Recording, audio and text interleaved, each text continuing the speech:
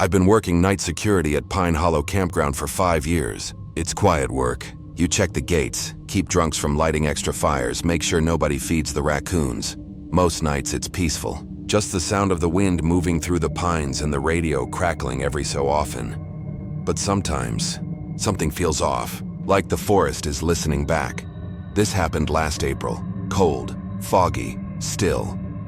The office closes at 10, gate locks at 10:30. By 11:40, I was halfway through a thermos of coffee when headlights appeared at the bend in the road.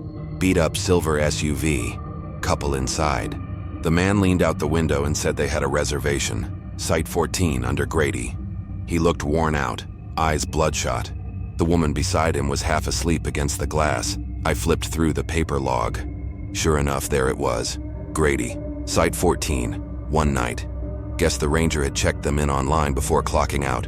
They just showed up late. I raised the gate, told them to follow the gravel loop till they saw the numbered posts. He smiled, relieved, said, "Thank you, man. Been driving all day." They rolled past slow, tires crunching, taillights fading into the dark. After that, the forest swallowed the noise. No engines, no laughter from other campsites. Just silence thick enough to hear your own heartbeat. Around 2 a.m., I made my patrol. Headlights slid over empty lots, the trees throwing long shadows that looked like things moving. Sites 1 through 10, vacant. 11 and 12, empty. 13, muddy tire ruts, maybe from earlier campers. Then I reached 14. The post was there, half leaning, but the clearing beyond it was wrong. The dirt road had caved in near the back, washed out by winter rain. The fire ring was crushed under a fallen limb, and in the middle of it, nothing. No SUV, no tent, no sound, just tire marks curling halfway around the clearing before veering off into the trees, straight toward the ridge trail that had been closed all season. I radioed base. Tower 1 to main. You got anyone out here working on Site 14? Static. Then, negative. 14 still closed for repair. Why? I didn't answer right away. Because I just realized something. The Grady line on my clipboard, the one I saw earlier, was gone. The paper looked rubbed clean, like someone erased it. Morning came gray and quiet. When Ranger Walters showed up, I told him everything. The couple, the SUV, the site, the missing name. He stared at me like he'd heard it before. "You said Grady?" he asked. "Yeah, they were on the list." He exhaled slowly. "That can't be right." He walked to the file cabinet and pulled an old incident report. Slid it across the counter. Grady couple, husband and wife. Drove off the East Ridge 2 years ago. I felt my stomach drop. "Off the ridge?" He nodded. "Near Site 14. They'd been coming here for years. The night they died, they were running late. Missed check-in. They never made it past the gate." I went back out there that afternoon just to see for myself. Sunlight through the pines looked normal again, almost beautiful. The air smelled like dirt and pine sap. But as I pulled up to 14, the road looked untouched. No tire marks now. No broken branches, just stillness. Then something glinted near the picnic table. A strip of blue fabric half buried in the mud. I picked it up, part of a flannel sleeve. And under it, pressed into the earth, were 2 sets of footprints. One larger, one smaller. They led a few yards toward the trees and then stopped, not faded, not washed away, just stopped, like the ground swallowed them mid-step. I put in for a transfer the next week. Told myself it was just burnout.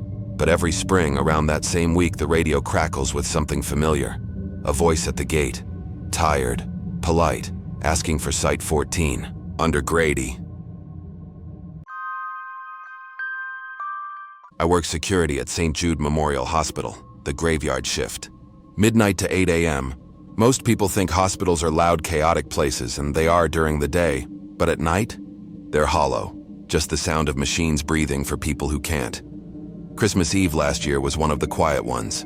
Half the staff was home with their family. It was only a skeleton crew working ER and ICU. I was stationed by the emergency entrance. Just me, a desk, and a flickering TV showing the local weather. It was supposed to snow through the night, but it hadn't started yet. Around midnight, I saw movement on the security cam, a woman walking up the drive. She wasn't dressed for the weather, just a long gray coat and flats. No hat, no gloves. She carried a bouquet of white flowers wrapped in plastic. They fluttered in the wind like they were alive. When she reached the doors, I buzzed the mic. Ma'am, visiting hours ended at 9. She smiled faintly, said, I know. I just need to see my husband. Room 3B. Her voice was shaky, like she'd been crying, but was trying not to show it. Something about her tone made me hesitate. She pressed her hand to the glass. I won't be long. Now, I'm not supposed to let anyone in after hours without clearance, but it was Christmas Eve. ICU cases hit people hard during the holidays, so I figured one quick visit wouldn't hurt. I asked her husband's name. She said, Thomas Hale. I typed it into the system. Nothing. Then tried the patient directory manually. Still nothing. I looked up again, and she was staring straight at the camera, like she could tell I was checking. Finally, I buzzed her through. The doors slid open with a hiss. She nodded and walked past without another word. Her shoes made no sound on the tile and the smell of the flowers lingered. Watched her go down the hall toward ICU. Then she turned the corner and disappeared. About 15 minutes later, one of the night nurses came out for a smoke break. She asked if I'd seen anyone come in. I told her, yeah, a woman. Long coat, flowers, said she was visiting 3B. The nurse stopped mid-step. 3B, she said. There's no one in 3B. I frowned. She said her husband was there. The nurse shook her head slowly. That room's been empty since Tuesday. Patient passed away. Her cigarette trembled slightly in her hand. We went back inside together, down the main corridor.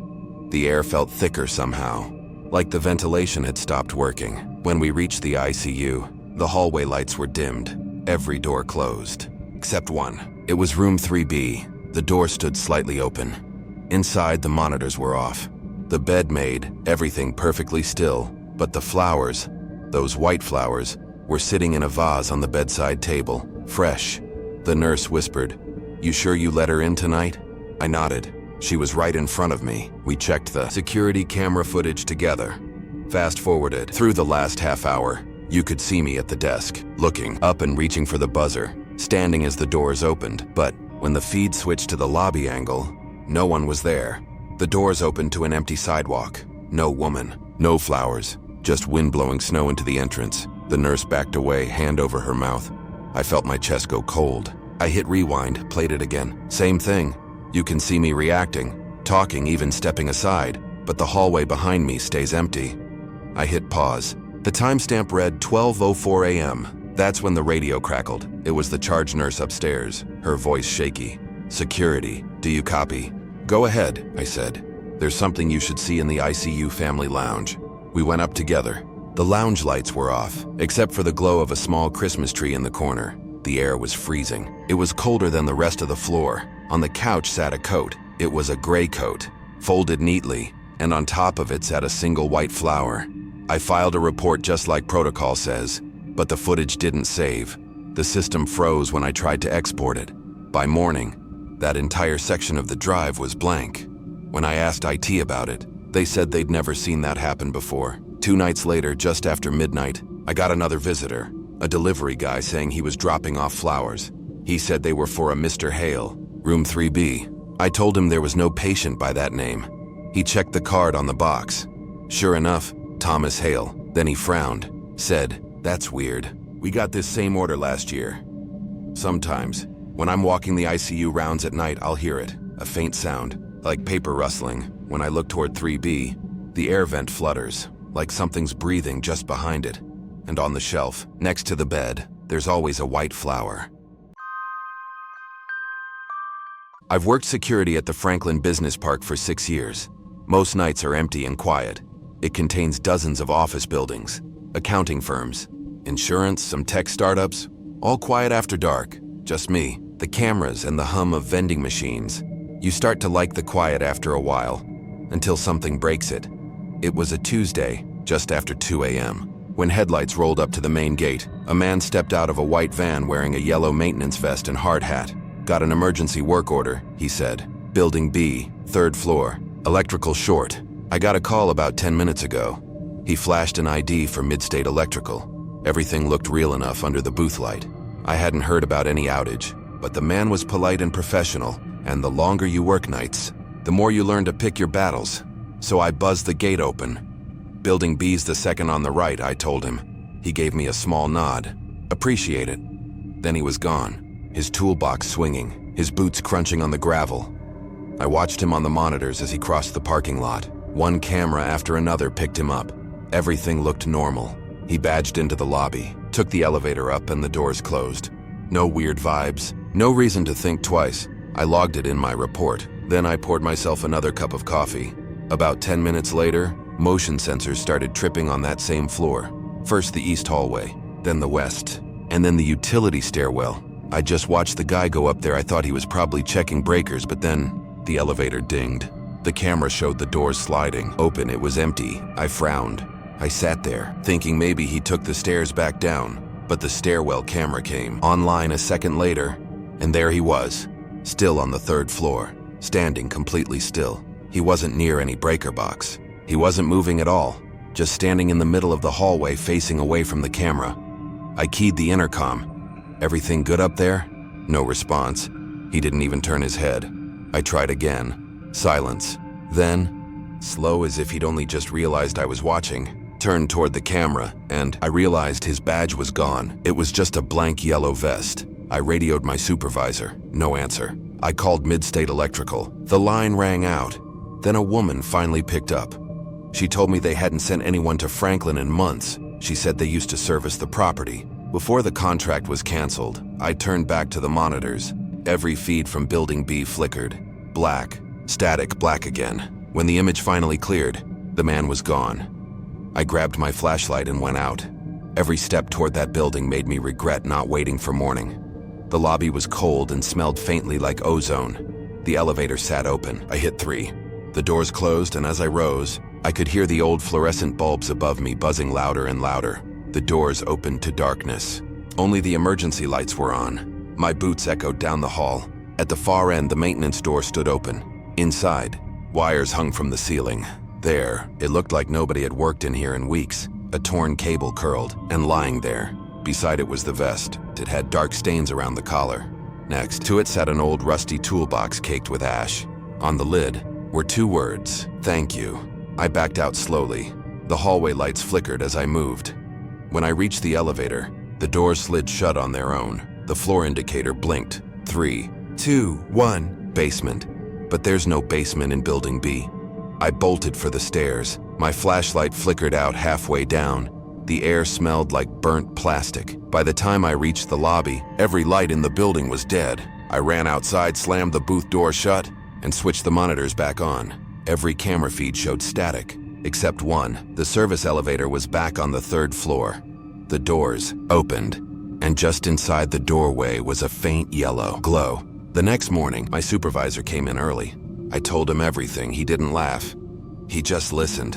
When I was done, he said quietly, "Building B's 3rd floor was sealed after the fire last year.